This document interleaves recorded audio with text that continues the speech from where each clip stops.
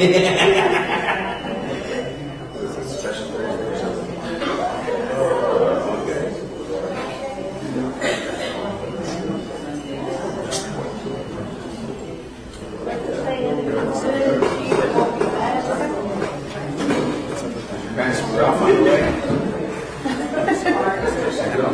just went down. He went down a little bit. That's okay.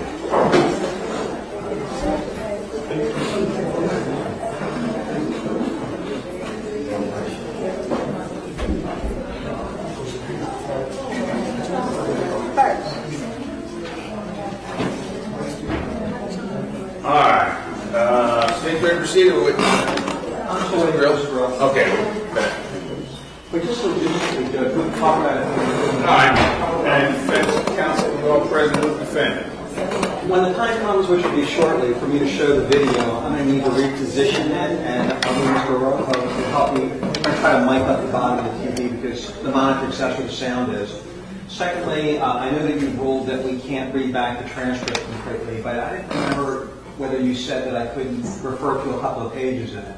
I don't have a problem with you going to a couple of specific pages, but if it becomes Understood. another process, There are, maybe 5 or so pages I'd like to hit at some point. Didn't read a lot of pages or answers. I'm going to display.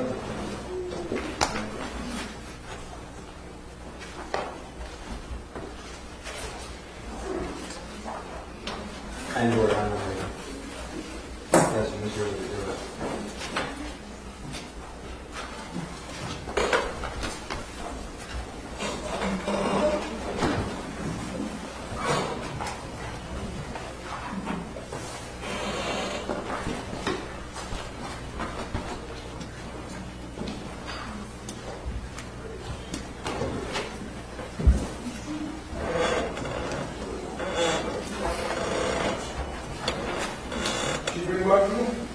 she did. Okay. You must have passed it, Judge. Okay.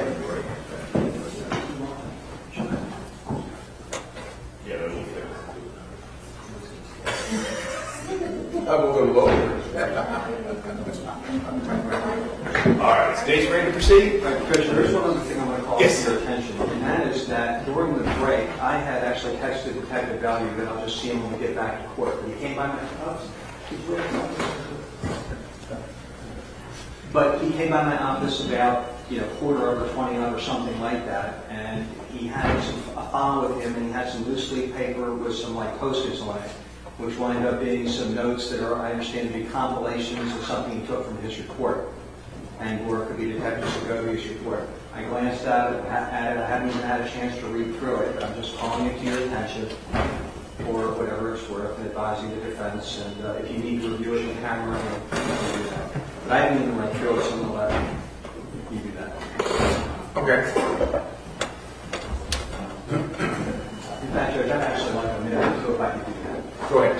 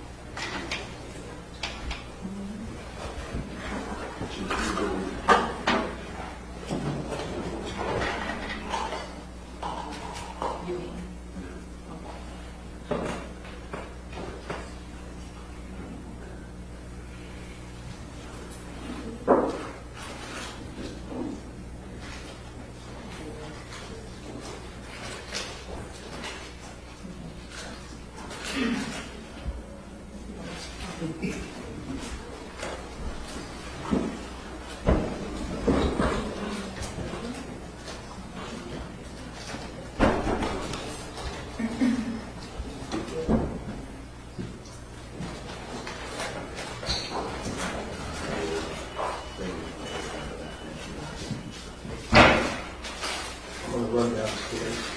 You can keep it. It's a long door. sure what's going on. Was it that? No, Judge, it was not. I'll be right back. No, it's not twice.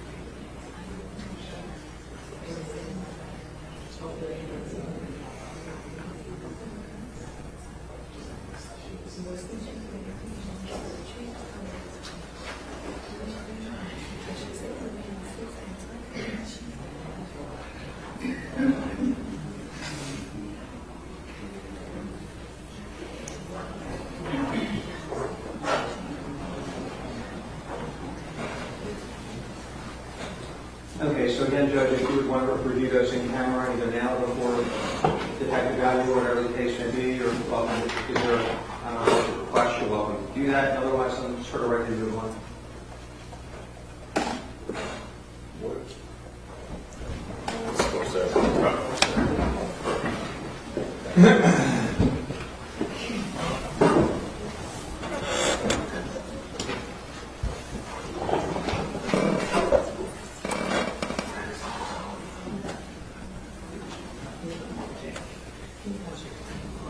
I believe it's essentially the same thing as Bill Hamlin's had the other day. Bill Hamlin's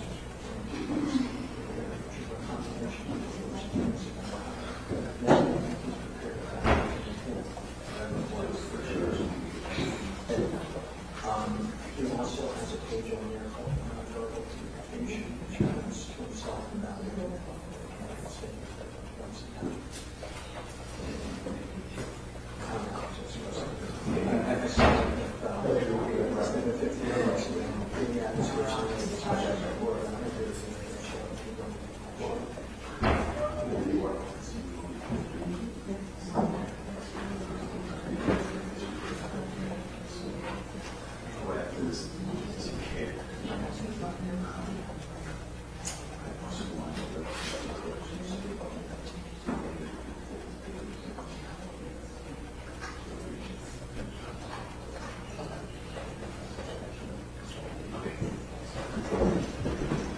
All right. Case ready to proceed?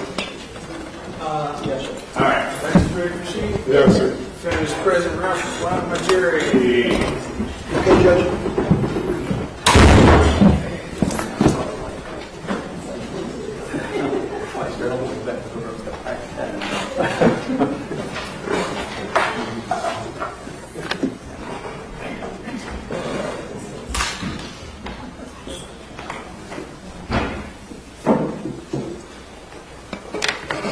And I don't know how to press it, but eventually this is going to be centered here for a period of time. I mean, like centered in front of the jury box. Because there have been some question about it. So if you want to try and move your tripod now, Well, that's why I mentioned when I or was asked while earlier. he's moving, if you want to move at the same time, I'm fine with that. All right, so there's no misunderstanding. Where exactly, if you could just Okay, if you just bear with me a second, so there's no misunderstanding. There had been a request by, I think, Mr. Nelson of the court about whether I could move the camera so it could be viewed better.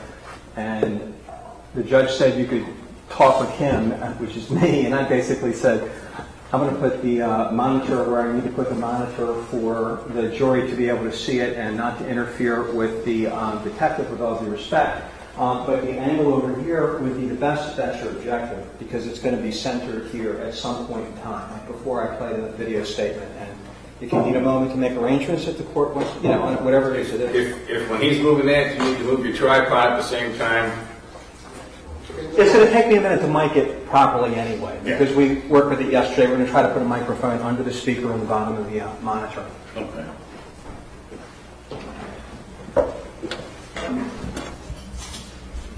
Okay.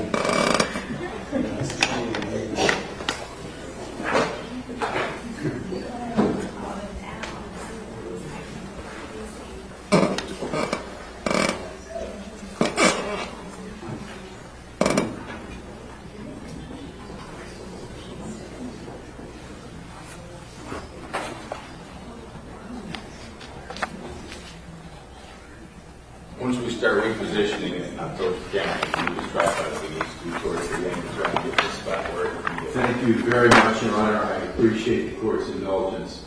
And Mr. Rubin, if I could just make sure I understand you correctly, it's your intention to position the screen perpendicular essentially to the camera and directly in front of the... Not perpendicular to the camera, but where it's best seen by... Right, where it's best seen by members of the jury. It's going to be about here. There you go. If I could impose on Your Honor's patience, and you have been very patient, and I appreciate it, to allow the camera operator 2 minutes to reposition the camera. I told him when we're repositioning that, because he's got to reposition and set up his microphone too, so when they're doing that, he can do the same thing. I've already told him that. Very good, Your Honor. Whatever I can do for the First Amendment. Understanding, of course, that no juror's faces would be shown. If it is necessary for the camera to position slightly in front of the bar in order to see the screen, would that be acceptable to Your Honor and to counsel? Understanding, of course. Will you be able to hold it and carry it, or are you going to talk about moving the tripod? No, it would be on the tripod. Off the shoulder is not in keeping with usual decor. I'm sorry, you want to do what at the end? He just wants to know if for positioning, he needs to move the tripod inside the well, if he can move it over Understanding, there. of course, that no juror's faces will be videoed, but if that's what's required in order to see the television screen. I'm thinking that I'm not going to be here. I'm not going to be at the podium while that's happening, I don't believe. And I could move away from the podium, and you could be, you know, sort of right in here without being in the jury well, which I'm concerned it may make them uncomfortable. I was thinking of there. I was thinking Back to the corner just inside there. Yeah. Oh, over here? Yes. Yeah. Okay. Just, Your Honor, we'd just like to be able to see the evidence as it's presented. We being you as well. Thank you very much for your patience. Make note of that, David, would you?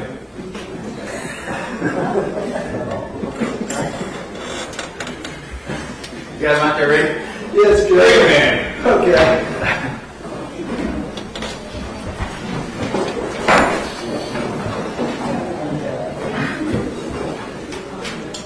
All right, here, please.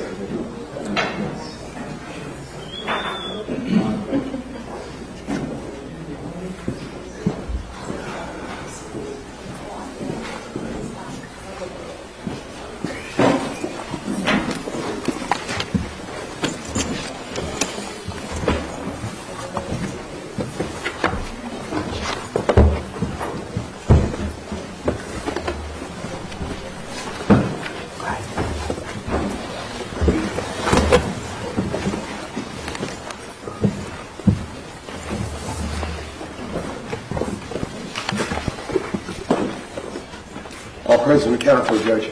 All right, seated please. All right, Mr. Rubin, we'll be continuing with the direct examination of the security. Thank you, Judge.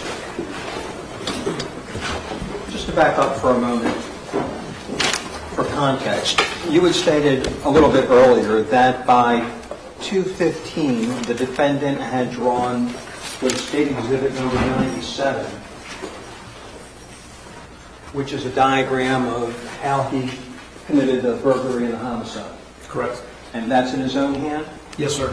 Now, up to that point in time, had you used any other kind of recording device besides him drawing a diagram?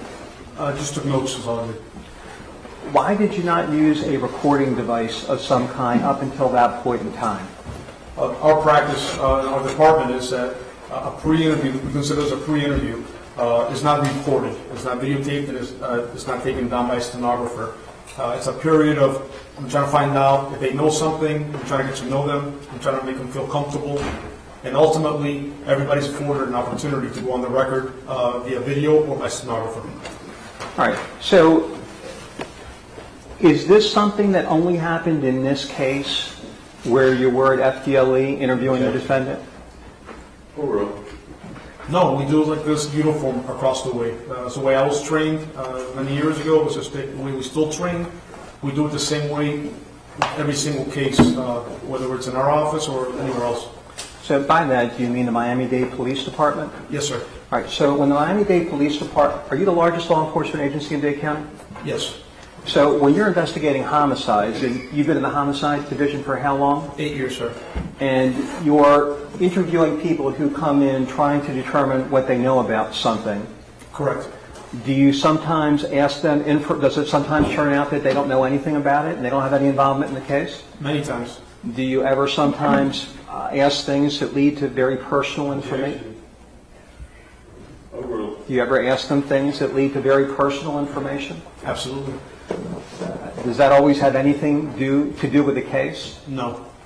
Are you always in the room continuously without walking in and out? No. So for all those reasons and other reasons, is it your practice and the practice generally to not record the beginning part of the not record the beginning part of an interview with someone that you're talking with? It is our practice, yes, sir. And this person, the defendant, came in voluntarily as far as you know? Absolutely. And you had you instructed officers who were going to look for him, and if he didn't want to come in? Sustained. All right. So he had already drawn you this diagram. Yes, sir. And did you want him to feel comfortable when he was speaking with you? What he wanted, what he did, Sustained. Did you want to do anything to make him feel uncomfortable? Sustained. Necklace. What was your tone of voice? Very normal, soft. My goal is for him to talk to me. So I wanted him to feel comfortable. Ask the answer, it's not responsible. Next question. Did you give him an opportunity? Did you ask him if he were willing to give a recorded statement of some kind? Yes, I asked him.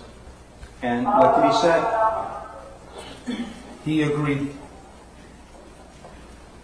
Had attempts been made to locate his father? Yes. Did his father eventually come to the police department? Yes, he did. Do you know how he got there? He was picked up by one of the officers or special agents for FDLE. Somebody from the FDLE office went and got him. Did you have any contact with him? I did, sir. And describe it. Did you say anything to him? I did. What did you say to him? I was inside the interview room with the door open. I observed the side door open, the same one the defendant walked in from, and I saw a couple of the officers walk in with a gentleman walking behind them, and I saw that individual begin to talk to my sergeant. I assumed automatically that it was going to be his father because I knew they were trying to locate a parent. So I exited the interview room and I introduced myself. I told him, I asked him if he was Eric Rivera's father. He said yes. I told him that his son had just confessed, involving himself in this case, and that we're about to take a statement of him, a formal statement, and that he was free to talk to his son as soon as we're done. What did he say or do at that point in time? Objection. All hearsay. All right. Sustained. Do you have any reason not to go ahead and take the tape recorded statement at that time? No, Did you have any reason to think that the defendant himself, who had already drawn you a diagram and told you what he did and how he did it and identified his shoes Objection. Start. No question. and other photographs, would not go ahead and continue to speak with you? Objection over. no, All right, so did you take a recorded statement of some kind from the defendant? yes, sir, I did. How is it recorded? 2 ways. We video and audio recorded, and the second way is with a court reporter, just like a young lady sitting in front of me now, a court reporter stenographer. They swear the person in, and they transcribe the whole statement. And did he give a statement? Yes, he did. All right, let me show you what's been marked for identification purposes only at this time as State Exhibit number 5S, and asks you if you recognize it.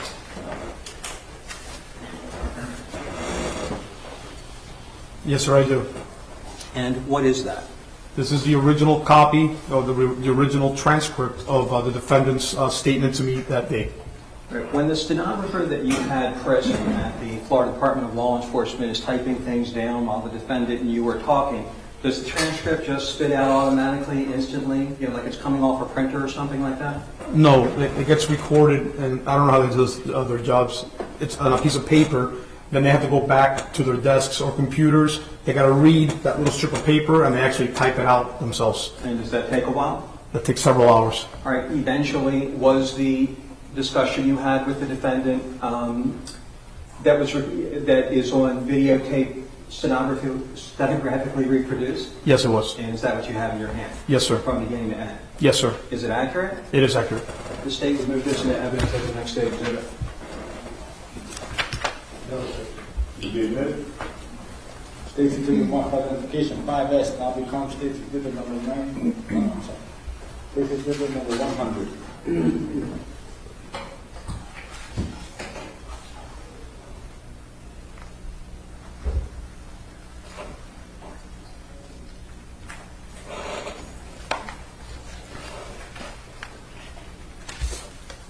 So let me give you State Exhibit number 100 for a moment and ask you, what time did it start and what time did it end?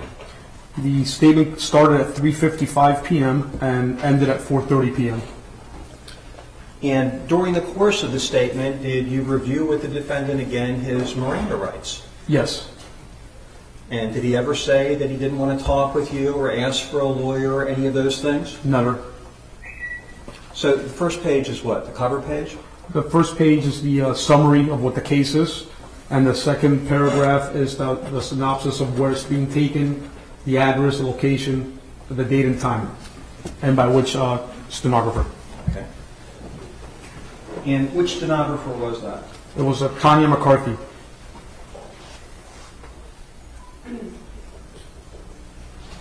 Now, you said a moment ago, I'm first displaying the cover page, you said a moment ago that you reviewed with the defendant again his Miranda rights. Yes, sir. Did you also talk with him again about whether he was, because he had said that he'd been up for a period of time, please pardon my back, about whether he was sleepy enough or able to go ahead and speak with you? Yes. And is that reflected in the transcript? Yes, it is. And so I'm going to show them briefly the bottom of page 3.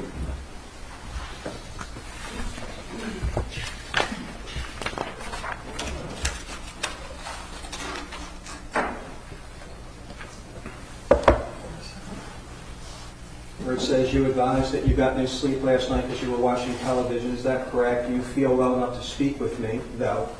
And on to the top of page 4, where it says yes.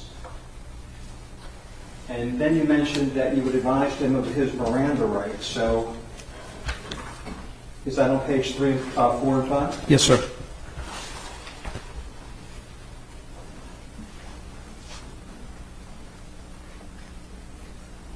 And then I'm going to take it over to page 5, where it says, and this statement is signed in my own free will without any threats or promises. And he says yes and gives the time. And then you begin the interview. Is that right? Correct. Now, I'm not going to go through your entire discussion with him on this transcript right now because we're going to play the tape. But I want to talk with you about just a few things. One of those things is, does he repeat again, do you ask him again who was driving the car to Miami? Yes. And does he say who was driving the car? Yes, he did.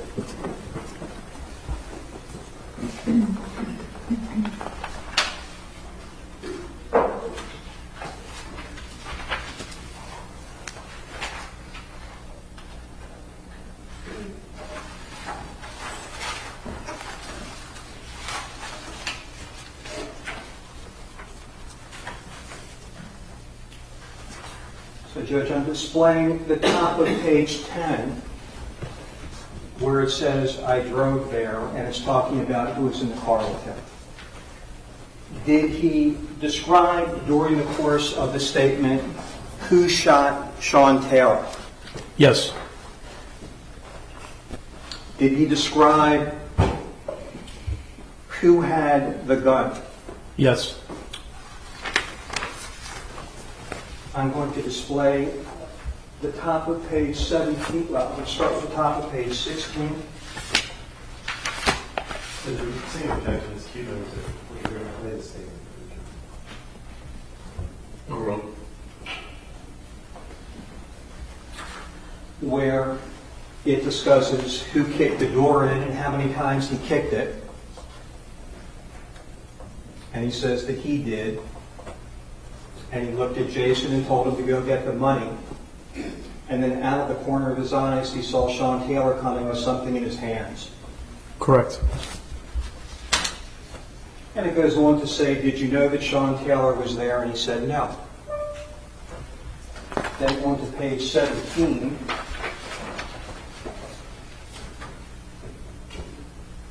It talks about where his gun had been the whole time inside the house, and he said in his hand.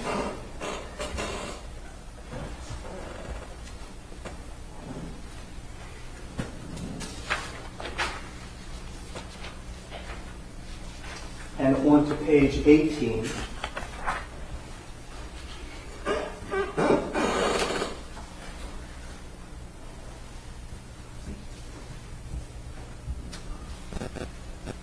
Where he's describing the gun. And he said that Mr. Taylor had something in his hands.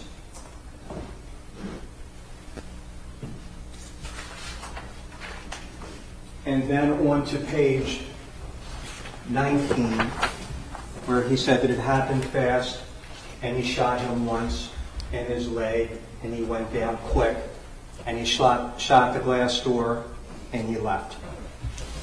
So that information is included in the statement. Yes, sir. And at the conclusion of this statement, did you ask him again, so that there would be no misunderstanding on the record, whether anyone had threatened him in any way or promised him anything in any way to get him to give this statement? I asked him again, yes, sir. And what did he say? He said no.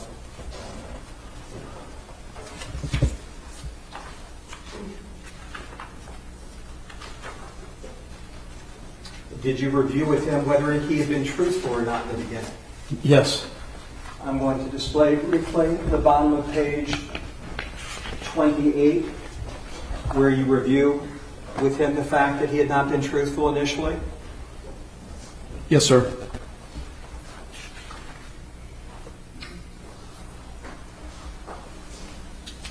Before you go on and discuss with him on the next page,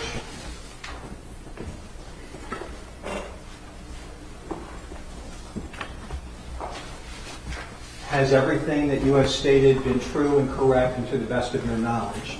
And he said yes. Has anybody threatened or coerced you in any way possible? And he said no. By the way, did he tell you whether he could read and understand English? Absolutely. Have you made this statement freely and voluntarily? And he said yes. In the very beginning of this statement, Was he sworn Yes, sir. to give this statement under oath? And I'm going to display page 3, where it says, Eric Rivera Jr., having first been duly sworn, was examined and testified upon his oath as follows.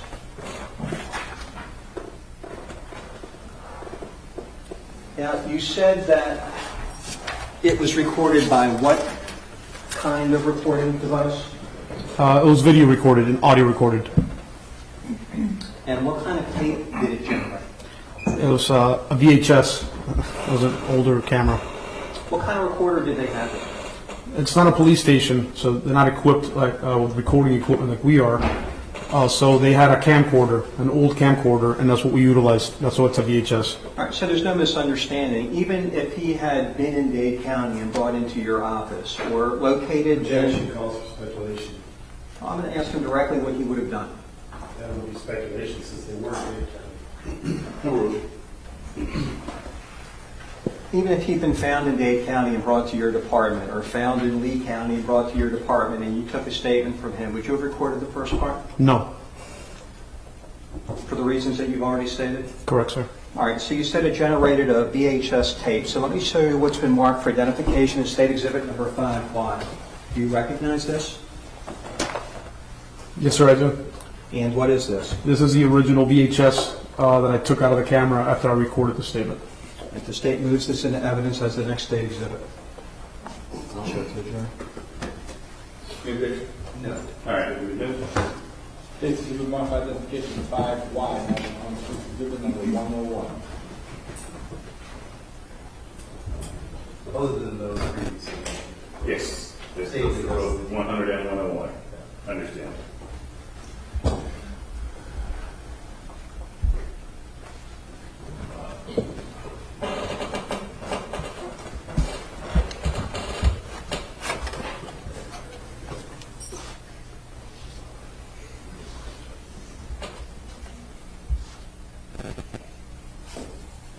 All right, Detective, to make it more compatible with modern technology so that it can be played and displayed in the courtroom, has an identical copy been made on the DVD? Yes, sir. Have you had an opportunity to review the VHS? Yes, sir. Does it accurately depict the discussion that took place between you and the defendant that was stenographically reported? Yes, it is. And is the same true of this DVD copy? It's identical. Let me show you what has been marked for identification purposes as State Exhibit number 5Z, Zebra. Is this that DVD? Yes, it is. All right, it'll be admitted with previous objections. State Exhibit 1 for identification 5Z now becomes State Exhibit number 102.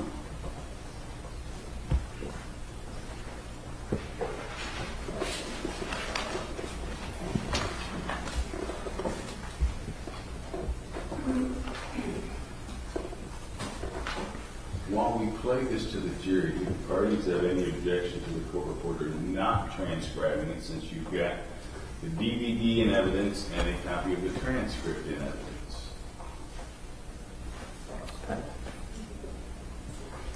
Just we prefer to be transcribed, so the court reporter to transcribe what the jury actually hears. The judge, our posture is that we don't have a big deal with it, but the jury will hear whatever it is that they hear, and the stenographer may hear something that's not quite as produced quite as well for her, simply because of her position. We should go sidebar. Wow. But it's not important to me. Right. It will be transcribed. Okay, that's the transcriber. All right, Judge, we discussed it would take a moment to set this up and center it properly for them. You know, to be able to see this best and set up a microphone so you can hear it better. And in the meantime, our TV cameraman is also going to move so he can try and take care of it as well. Again, complying with the rules not to video any of the jurors while he's trying to get the DVD.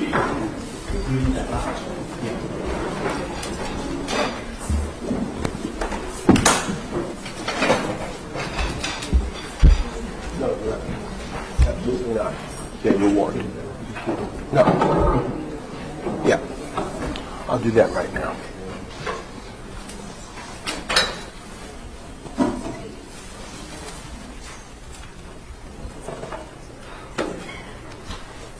in just a little assistance here. I'm doing the same thing.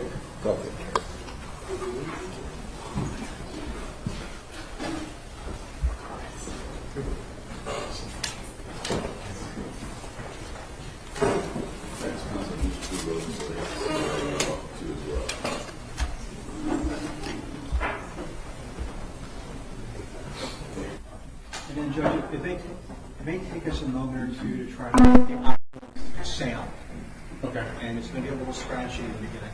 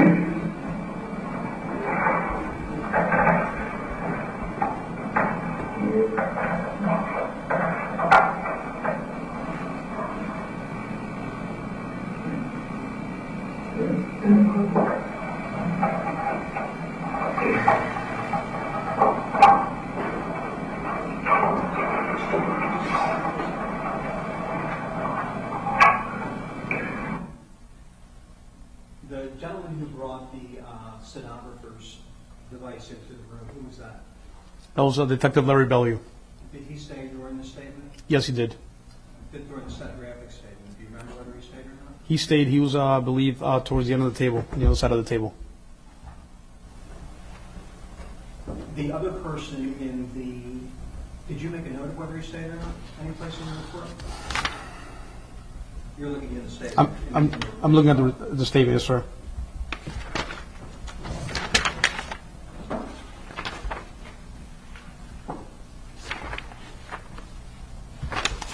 No, I apologize. He was not in the room. Were you in the room? Yes, it was myself, the defendant, and the stenographer. That's it. All right, so the person in the short sleeve shirt, that's who, exactly. That's me. And the young lady who's the stenographer is who? Tanya McCarthy. And is she a stenographer with your police department? Yes. And the person who is seated in front of the bottle and something on a napkin, that's who? The defendant. And is that's how he looked the day you saw him? Exactly how he looked. So that's the person in front of the American flag? Yes, sir. All right, go ahead.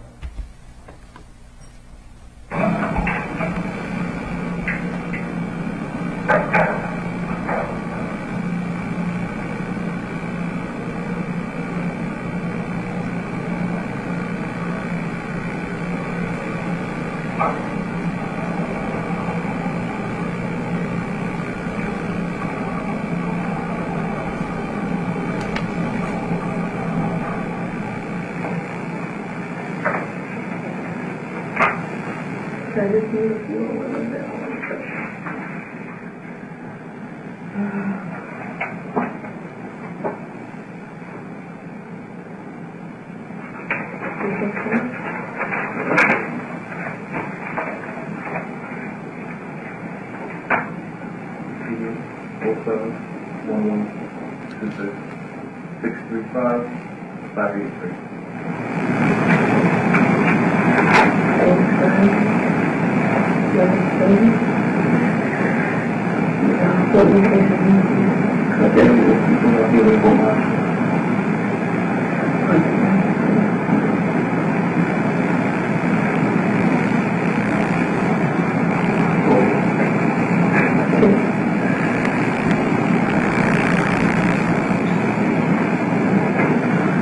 Rivera. Eric, R-I-C. Rivera, R-I-V-E-R-A. Lorraine. Junior,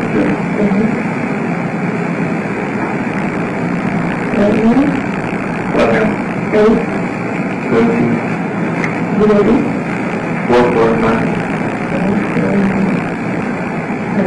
Address, phone number. 804 Zana, Z-A-N-A, Drive, Fort Myers, Florida.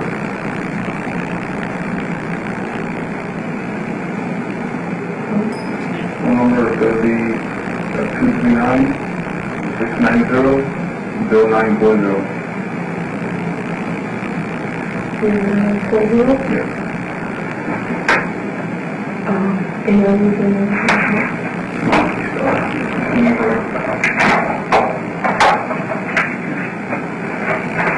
Hold on, hold on.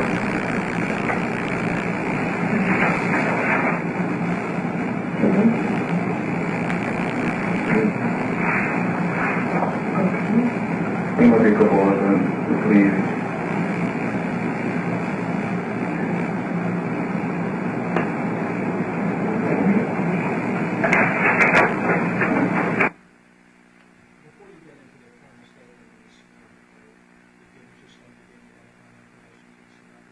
Yes, she's asking me for just some basic, spelling of the name, the spelling of the streets, whatever, so she can get it down for when she types up her report.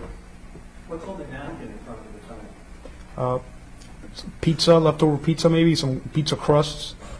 And is that water that you gave me to drink? The department? I'm sorry? Is that water that was provided to them? Yes.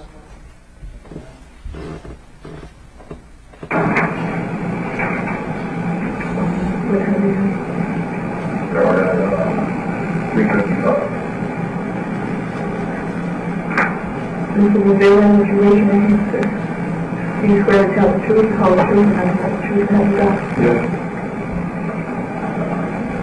For the record, state your full name. Eric Rivera, Jr. How old are you, sir? 17. And what is your date of birth? 449. And where do you live? 804 Zana Drive. And what is that? Fort Myers, Florida. What is your own telephone number? Area code 239-690-0940. Do you have a cell phone number? Good. And what is that? 239-645-2218. Do you go to school? Yes. What school do you go to? Rivera Trial. And what grade are you in? 7. And who do you live with? Mom, Dad, and 3 sisters. Earlier today, we went over the form, the Miami-Dade Police Department Miranda warning form. Do you recognize this form, sir? Yes.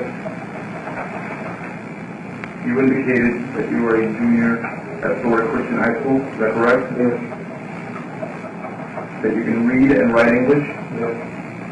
And that you are not under the influence of any drugs or alcohol? Yes.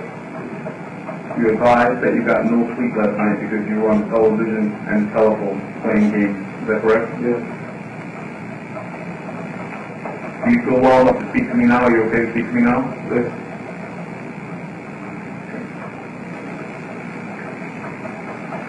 I'm going to pen and paper now the Miranda form, and I'm going to ask you to read the first line, please, from the top. Before he has any questions, you must understand the following rights. Can you read number 1, please? You have the right to remain silent, and you don't have to talk to me if you don't wish to. But you don't have to answer any of my questions. Do you understand that right? Are those your initials next to the yes? Yes. My number 2 states, should you talk to me, anything which you might say may be introduced into evidence in court against you. You understand? Are those your initials and the yes left? Yes. Number 3, If you want a lawyer to be present during questioning at this time or any time hereafter, you are entitled to have a lawyer present. You understand that, right? Are those your initials next to the yes box? Yes. If you cannot afford to pay for a lawyer, one will be provided for you at no cost if you want one. You understand that, right? Yes. Are those your initials next to the yes? Yes. Knowing these rights, are you now willing to answer my questions about having a lawyer present? Are those your initials next to the yes? Yes. And this statement is signed off my own free will without having any threats or promises having been made to me. Is that your signature on the bottle? Yes. And can you please read the date and the time, please? 11:30:07, 11:51 a.m. Thank you, sir. Let the record reflect that Detective Larry Bellew witnessed the Miranda form also at 11:30:07 at 1:56 a.m. 11:56 a.m. Correction.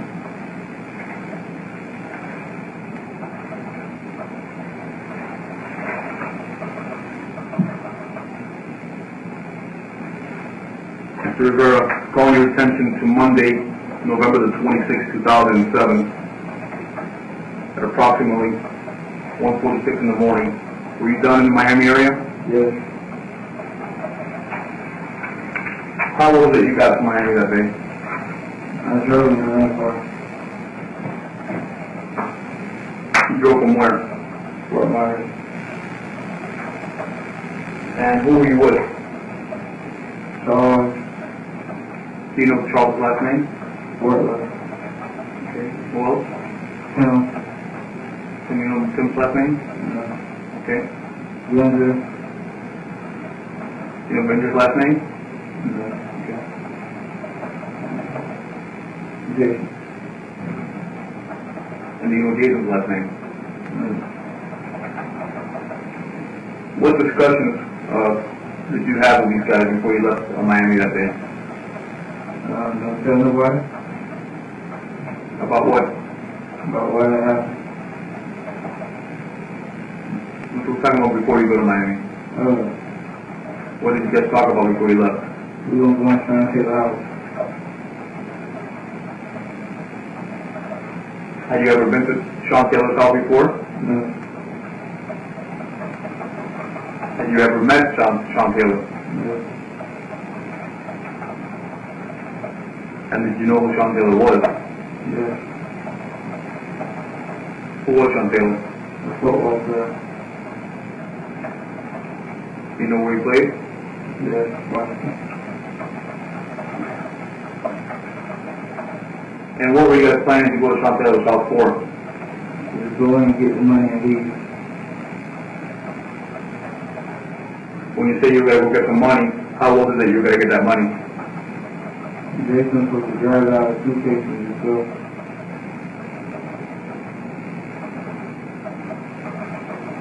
You guys were planning on burglarizing the house, is that what you were going to do? Yes. Had anybody else in the group been inside Sean Taylor's house before? Yes. Who? Jason and Charles.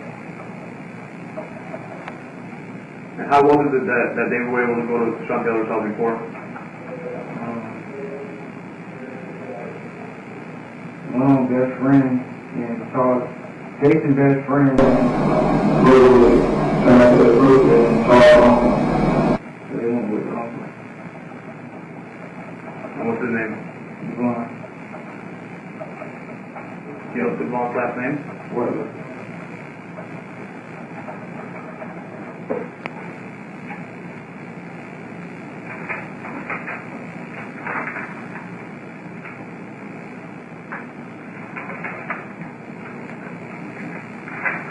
And what kind of car was it that you went in? A black rental car. Who rented this vehicle? I don't know. Who brought it before you guys left? Who was driving it before you guys left? Charles. Do you remember the make of the vehicle? No. Besides breaking into Sean Taylor's house to steal money, was there any other plans down in Miami? No. Do you know about approximately how much money you guys were looking for in the house? Around 100,000. And did you guys have any prior knowledge or where the money was being hidden in the house? Yes, Jason was knew where it was at. And how did Jason know this? I guess he seen it when he went up there. Do you recall approximately what time you guys left? Around 2:30. 12:30, you said? I was uptown the road. Yes. I was 10:20. 10:20 p.m.? Yes. And which route did you guys take to go to the house? I-75. Do you remember where you got off? Yeah. Did you make any stops on the way there? Yes, to the gas station. Do you remember which one? Yeah. Who was driving? I drove that. Who was sitting next to you on the front passenger? Yeah. And who was sitting in the back seat behind you? James and Jason. Who else was in the vehicle? I was in the back seat. Back. Yeah.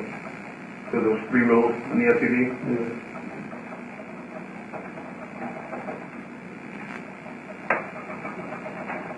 Were people on the cell phone on the way down to the house? Jason. Did you use your cell phone on the way down? No. When you finally got to the house, where did you park? By the gate. Which side of the gate? The side by the boat. The record reflects it's going to be the south side of the residence. Did you park on the street or on the grass? Where exactly did you park? On the concrete, right in front of the gate. And what was the plan once you guys got there? Go in and get the money and leave. Were you guys supposed to be looking out for any particular vehicles, anybody being home? No. Did you think anybody was going to be home? There was nobody supposed to be home. And this is according to whom? Jason.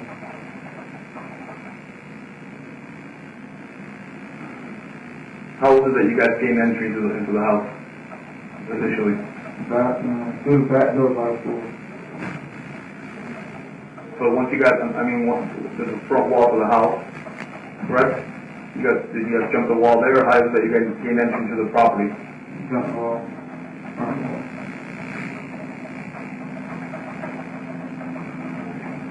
Did everybody jump the wall? Yes. And then which way did you take to get into the house?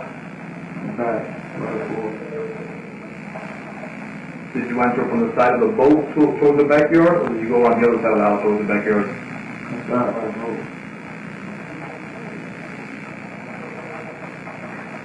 And then how did you gain entry into the house? Through the back door. Do you know what that door led to? That house. Do you know which room that door belonged to? Was it a bedroom? Was it a bathroom? I think it was the back door.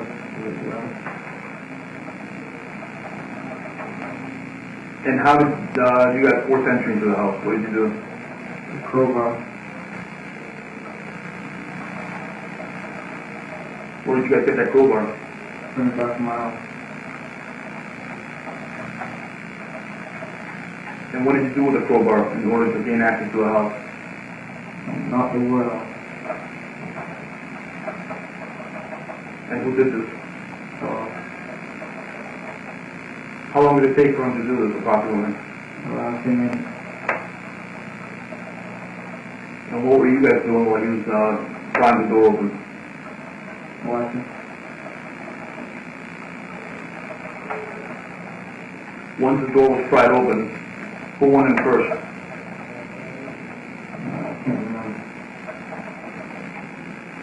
Did everybody enter the house? Yeah. And immediately when you entered the house, did you go left or to the right first? Yeah. And what did you guys do when you went left? Search the room. Did you find anything of interest? No. And then what did you do after that? So also you heard his voice. And what did you guys do? He left. Went back to the car. Did you guys just walk back to the car or did you run back to the car? He ran.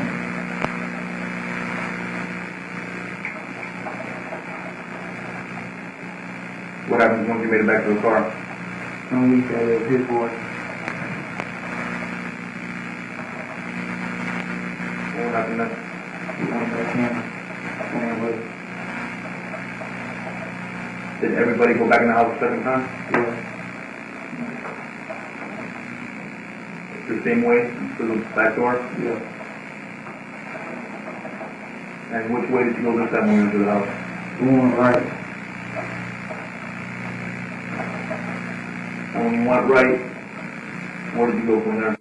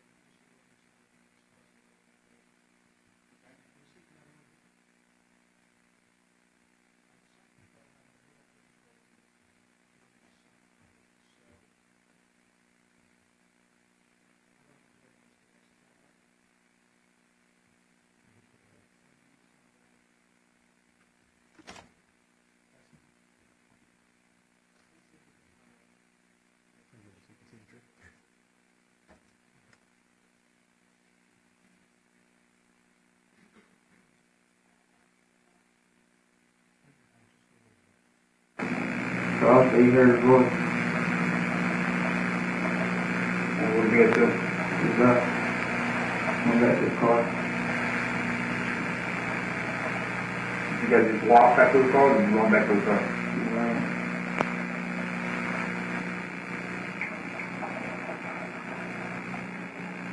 What happened once you made it back to the car? Somebody said it was his voice. What happened then? He went back in. Ran away. Did everybody go back in the house a second time? Yeah. The same way to the back door? Yeah. And which way did you go this time when you entered the house? We went right. And when you went right, where did you go from there? The son said it was Who's leading the way at this time? Jason. Did you know the layout of the house at all? No. Did you know what Sean Taylor's room was? No.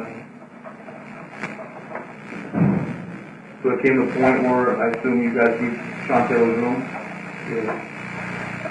And if you remember, you can recollect where exactly was his room. He was going to go right. And make another right. And he went there. Was that door open or closed? It was closed and locked. How did you know it was locked? Some tried to open it the first time we went.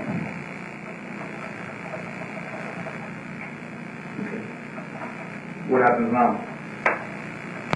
And they told him to keep it in. Who told you to kick it in? Jason. At this point, where are you standing in the hallway? In front of the door. Where's everybody else standing? right beside me. To your right or to your left? To my right. And the 5 of you are there in the hallway now? Yes.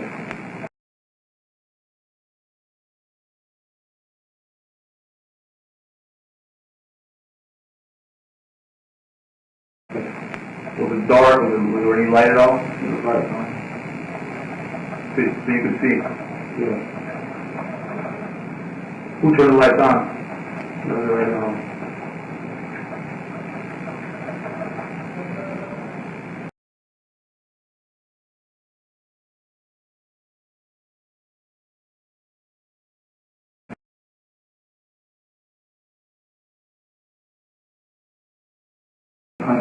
With something in his hand.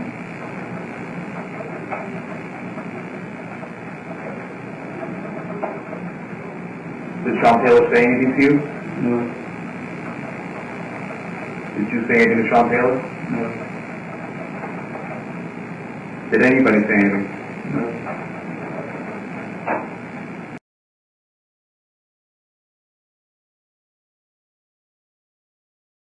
And what happened next? Everybody ran. And what did you do? I ran. Before you ran, what did you do when you saw Sean Taylor? I didn't know it was him. When I shot, I just turned around and ran. You say you shot. When you kicked the door in,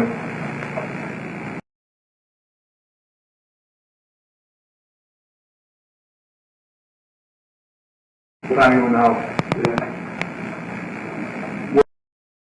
Where was the gun the whole time? About my waist. In my hand.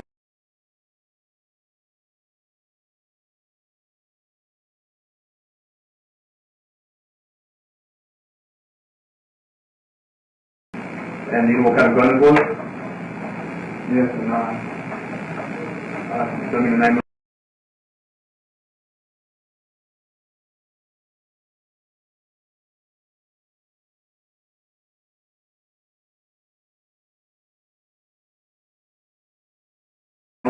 George. And you know what kind of gun it was? Yes and no. Tell me the name.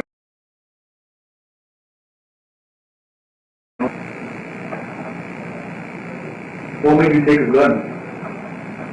I don't know. So now you say you kick the door in and you see Sean Taylor standing there, so running at you. You couldn't see him at first, it was dark. And I was looking at Jason out the corner of my eye, seeing him running. He was like 2 feet away. With like in his hand, that's my shot. When you say he had something in his hand, do you know what he had in his hand? No. That happened too fast. How many times did you shoot him? Once. Do you know where you shot him? In his leg.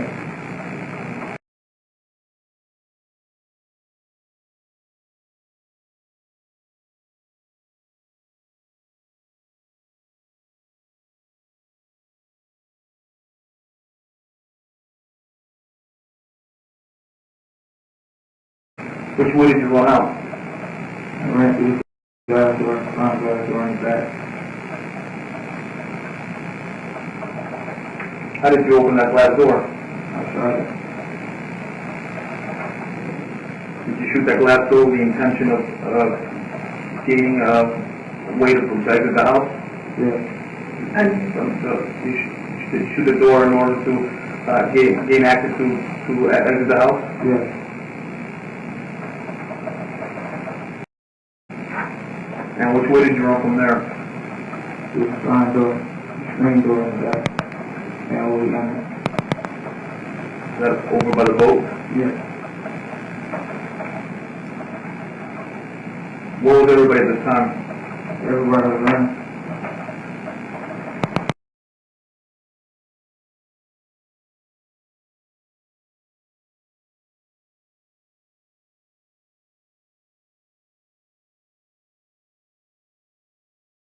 Far away. Did you hear any other voices in the house after you shot him? No.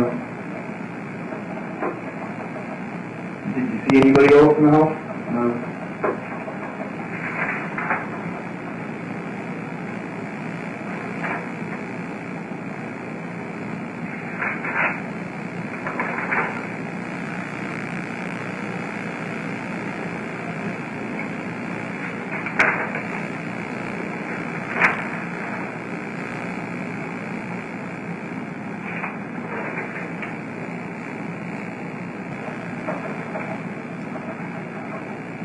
Where was everybody at this time? Everybody was running. The same way? Yes. No, Jason ran the opposite way. He met up with him at the car. How come you didn't go out the way you came in? It was too far away. Did you hear any other voices in the house after you shot him? No. Did you see anybody else in the house? No.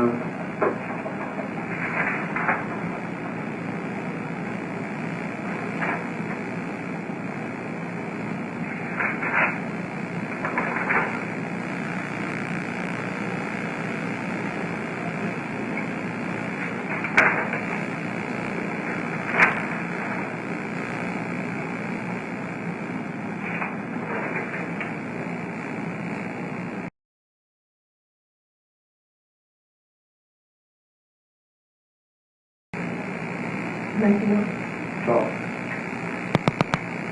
Were you wearing any shocks? Shocks, C-H-O-X. Were you wearing any gloves? No. Were you wearing anything over your head? No.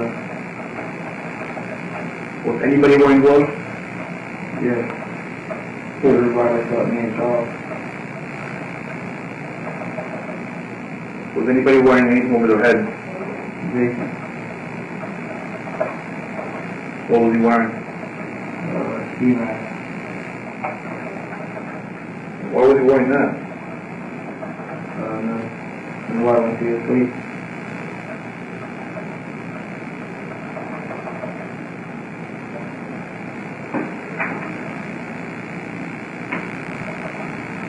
What happened when you guys got in the car and began to drive off?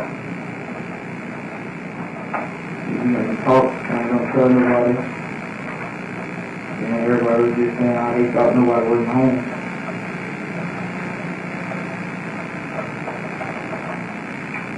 Were people using their cell phones on the way back?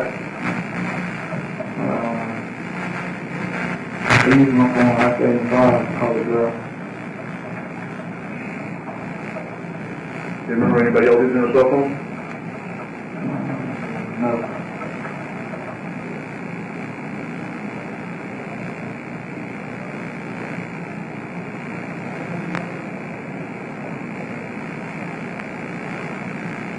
You guys stop anyone on the way back?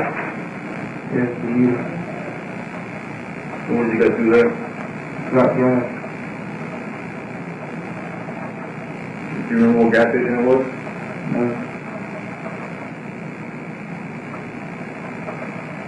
At this time, are you guys still discussing in the car? How are you going to keep it quiet and not telling anybody? Yes.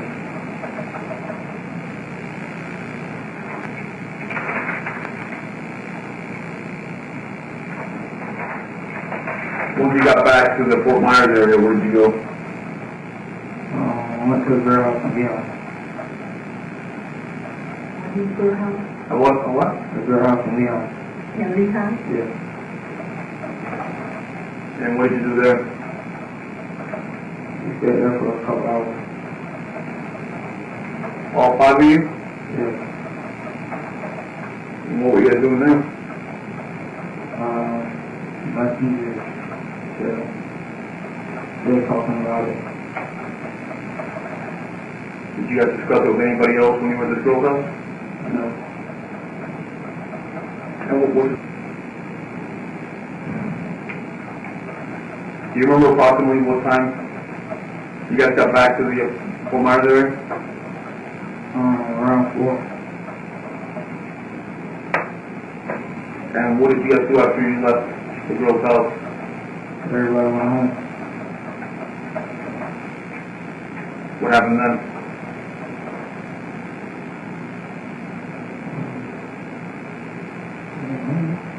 What happened to the gun? Threw it on I-75. Do you know where you threw it? I would get out.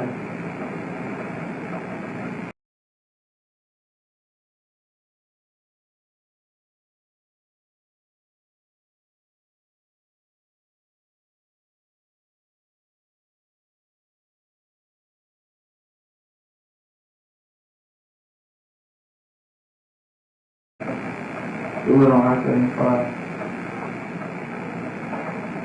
Do you know where you threw it? I would get out. And where did you do this? And the woods in the yard.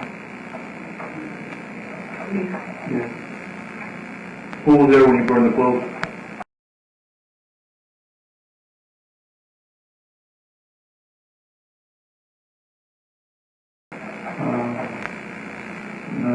The shoes and shirts, gloves, Whose clothes? all the gloves. And why did you guys do this? And what I come find out we did.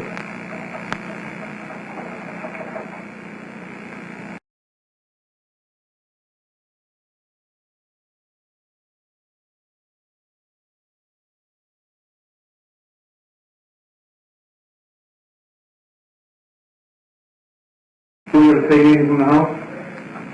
Then just took 2 pair of shoes. From which room? I don't know. Do you remember what kind of shoes they were? Join and Nike.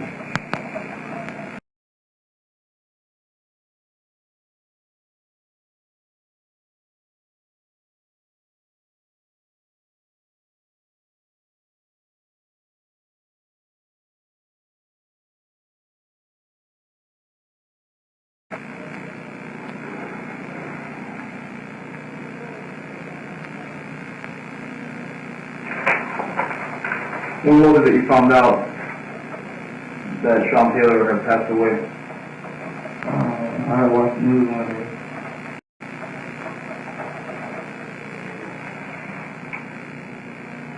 Did you get together with the other guys after that and discuss the incident again? Yeah. And where was this? Went to the house in TC. Went to TC. On the court. Whose house was this? Went to Tim's house in Gentile.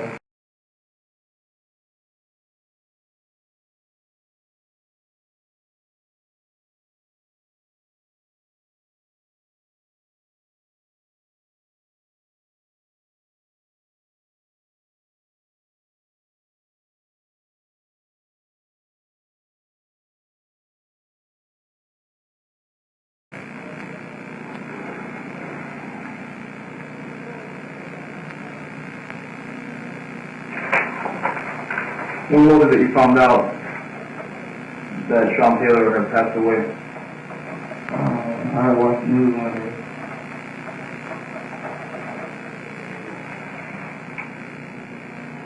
Did you get together with the other guys after that and discuss the incident again? Yeah. And where was this? Went to the house in TC. Went to TC. On the court. Whose house was this? Went to Tim's house in Gentile.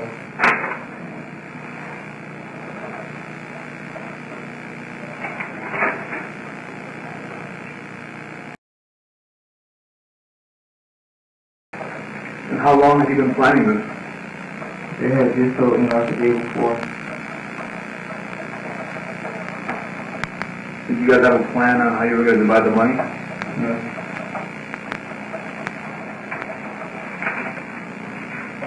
Did anybody else have any guns or firearms with them when you went to the house? No. Did anybody else have any weapons or anything on them when you guys went in? No. You were the only one? Yeah. Is Did you intend to kill Sean Taylor? No.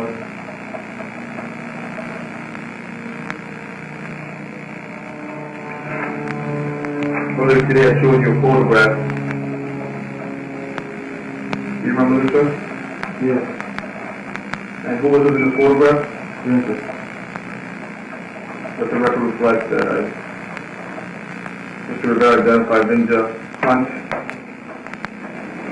Can you read the date and the time for me, please? 11:30:07, 3:30 p.m. And is that your signature next to the photo?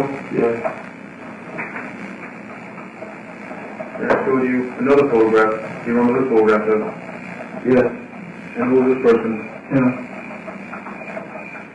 Let the record reflect he identified Timmy Lee Brown, Jr. And can you read off the date and the time, please? 11:30:07, 2:10 p.m. I also showed you a pair of sneakers. Do you remember the photograph, sir? Yes. And what is it a photograph of? A picture of my shoes.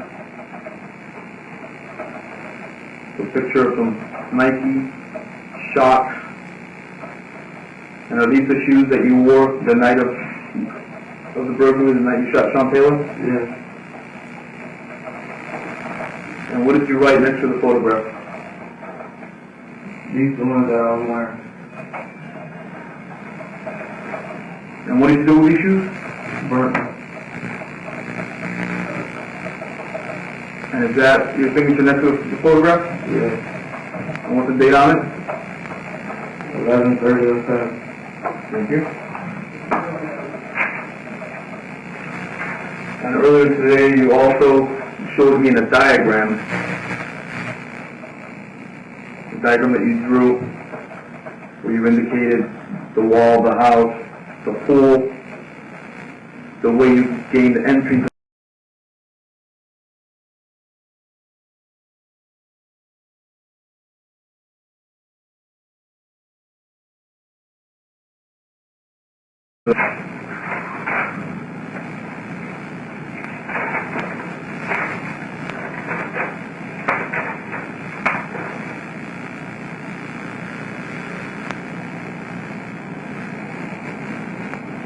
earlier today, so when we first began to discuss this matter, you were untruthful with me, weren't you?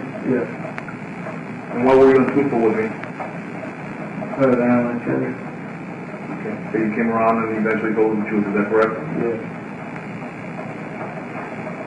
Has everything that you stated been true and correct to the best of your knowledge? Yes. Has anybody threatened or coerced you in any way possible? No. Have you made this statement freely and voluntarily? Yes. Thank you, sir.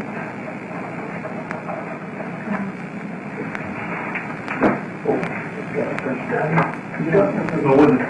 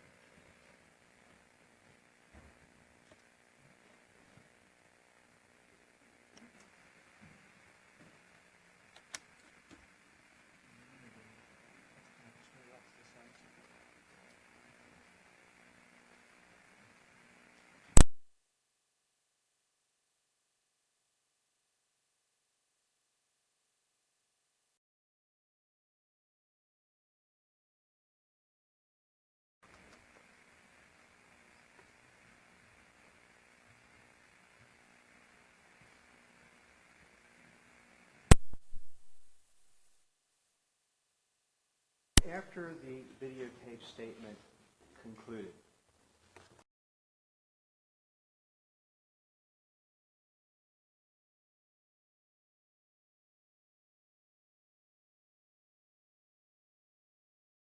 Almost an hour, about an hour. did you put any limitation on their ability to talk? No. Did you try to record what they were talking? Did you try to record what they were saying? No, sir. So did they have an opportunity to speak privately for as long as they wanted? They did. Meanwhile, was a transcript being prepared? Yes. And eventually, was it completed? Yes, it was. At about what time? It was late in the evening. I'd have to look at the copy of.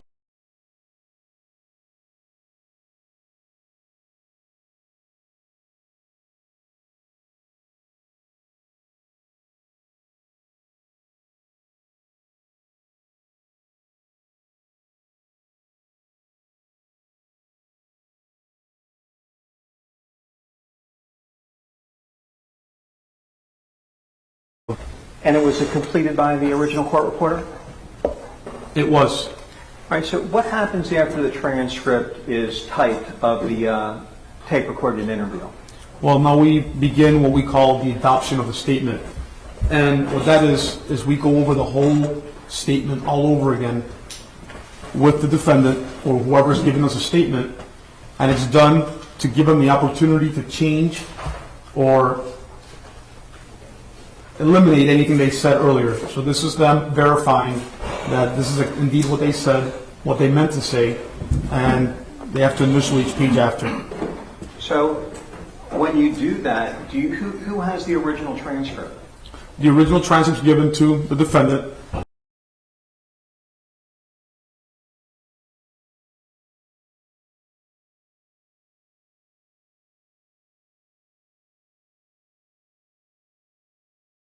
Typing it. All right, without getting into exactly what it was that she was doing at this moment, was she available for this procedure at that moment at 2 o'clock in the morning? No. So did you get another stenographer that worked for you at the Miami-Dade Police Department? Yes. And did she participate in the readback? Yes. And so you were saying that the defendant has an opportunity to review each and every page Yes, sir. and make any corrections, deletions, additions that he wants to? Yes, sir. And what does he do at the bottom of each and every page? Well, we start page by page from the top, read every line, and after each page, if he's satisfied with the way it reads, then if he wants to make changes, he can. But ultimately, if he's satisfied, he initials the bottom of each page, and then he has to do it on the original and also on the copy that I have, and we go to the next page. And we continue this process until we complete the whole statement. All right, so let me stop you for just a second, because you said that he initials not just once, but he initials again in his own handwriting a duplicate original? Yes, sir. Given the opportunity to make any changes that they want on a Objection. Meeting has to answer. All right. I'll rephrase. Firstly, is he given another copy to review? Yes. Objection. This is just all the government.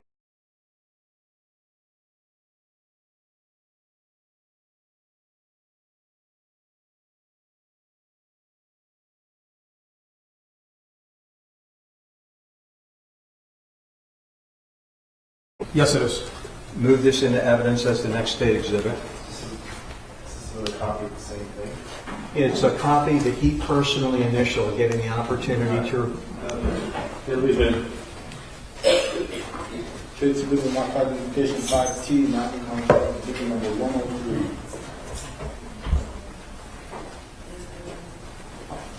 So let me take a moment or two.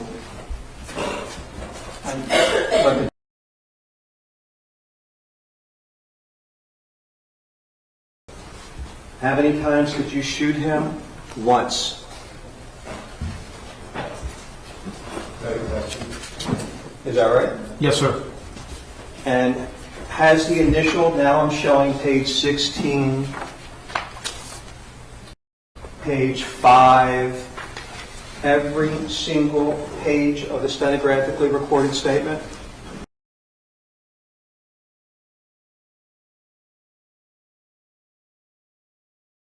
Yes, sir. We go page by page until we complete the whole statement.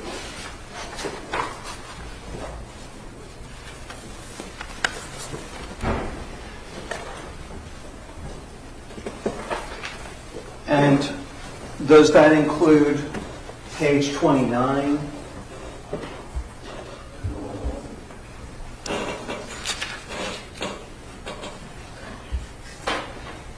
Where he says that no one has threatened or coerced him in any way possible? Yes, sir. And above that everything he has stated has been true and correct to the best of your knowledge? Yes.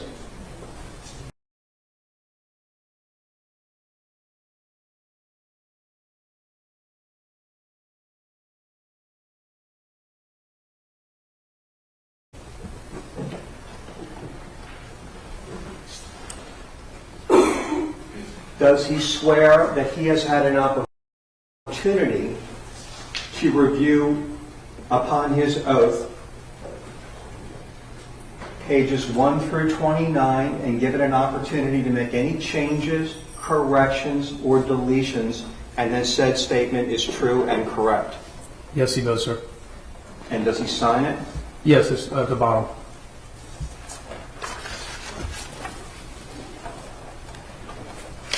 Not only does he do that,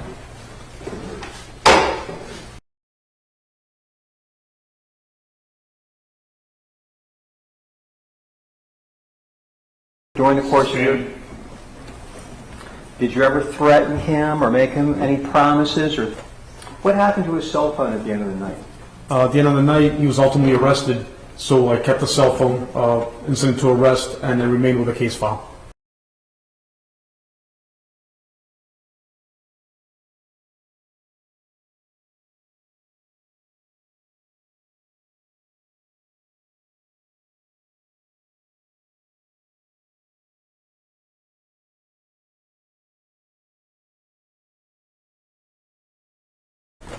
What happened to his cell phone at the end of the night?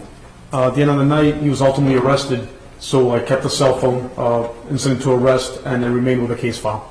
We also did flyovers with aviation, see if they could see a spot disturbed in the grass or the water area, but we never located it. Did you meet at some point, by the way, who did you hear the name Ariel Boston from the first time? First time I ever heard that name was from the defendant himself. Did you meet with her eventually? I did, sir. Did you later meet with a man named Travis Battle? Yes, sir. Did he give you anything? Yes. What did he give you? He gave me some tools that he found at his niece's, at Ariel Boston's house the morning after. When you met with with Ariel Boston, did you show her photographs to see if she could identify the people who were at her house that night? Yes, sir, I did. I showed her photographs of all 5 defendants in this case. And was she able to make positive identifications? Yes, she was. So let me show you what's been marked in evidence as state exhibit number 81. Did she identify her? Stipulated Ariel Boston. I don't need a stipulation, Judge. Judge, she's already I don't identified need the Mr. Rivera. stipulation, She knows Judge. Mr. Rivera. Overruled. Continue. Did she identify anyone in that photograph? Yes, she did. Who is that? Timmy Lee Brown.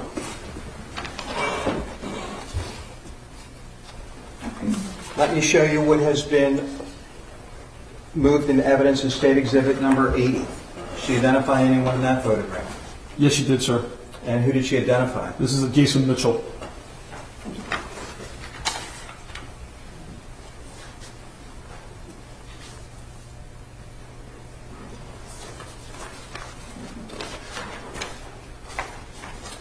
Let me show you what has been moved in evidence as state exhibit number 78.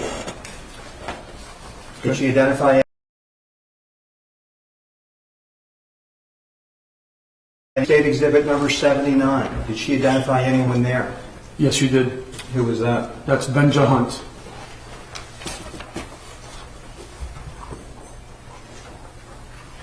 Are these all people the defendant told you were with him the night Sean Taylor was killed when he went to Ariel Boston's house? Yes, sir. And let me show you state exhibit number 82. Did she identify anyone there as coming to her house the night Sean Taylor was killed? Yes, she did. And who was that? That's the defendant, Eric Rivera.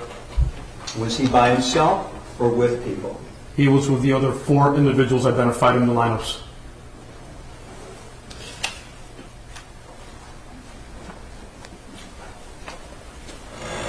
Did you receive something from an FDLE agent at the time named Mike Walsh at some point in time? Yes, sir, I did. And what was that? It was a letter.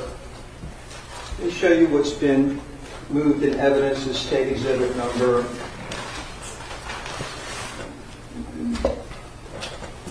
83. Ask you if you recognize this.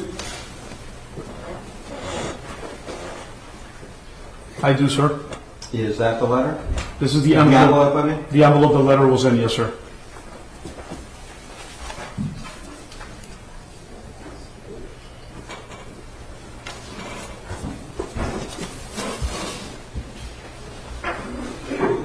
And you want to go a letter. So let me show you what has been moved in evidence as State Exhibit number 95 and ask you if you recognize this. Yes, sir, I do. What is that? This is the letter that was contained inside the envelope you just showed me.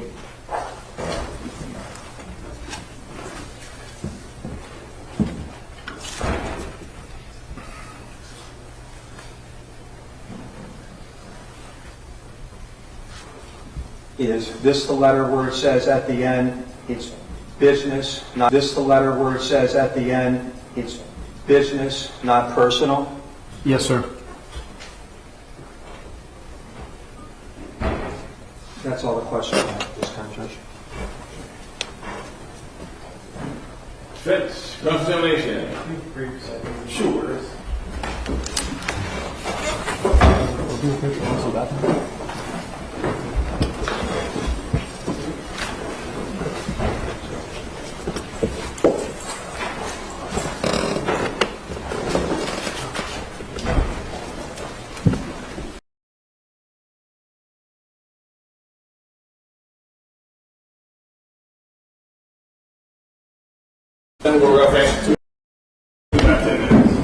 All rise. Ladies and gentlemen, close your cabinets, face down on your chairs. Make sure you have all your personal belongings with you. We'll meet you inside outside 10 minutes outside of the courtroom for one at the other end of the hallway.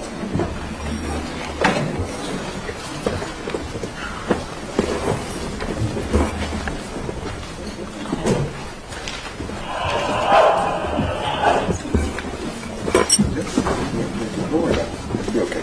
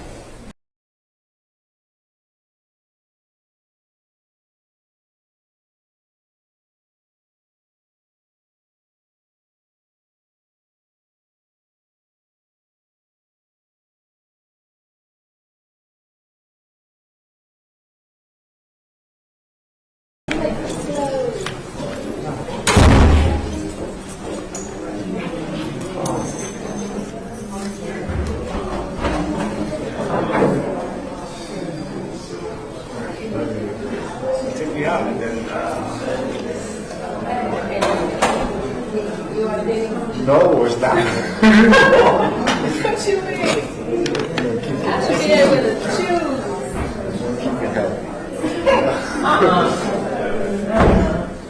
Yeah, you can go get your own thing, something help.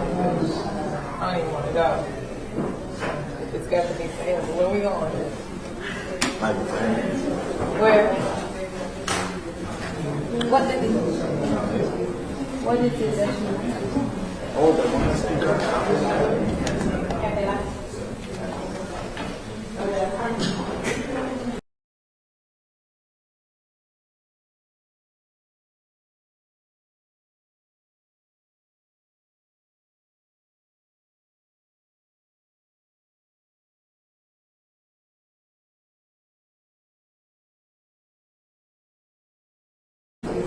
What is it that you want? Oh, the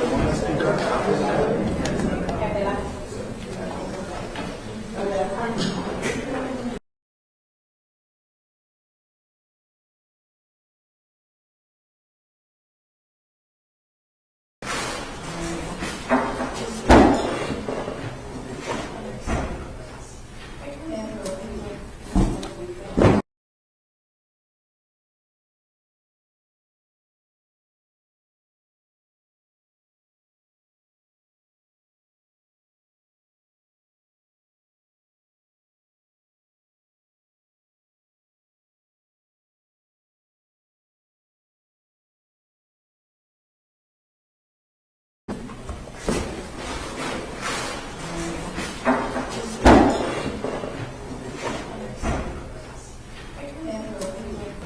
Yes.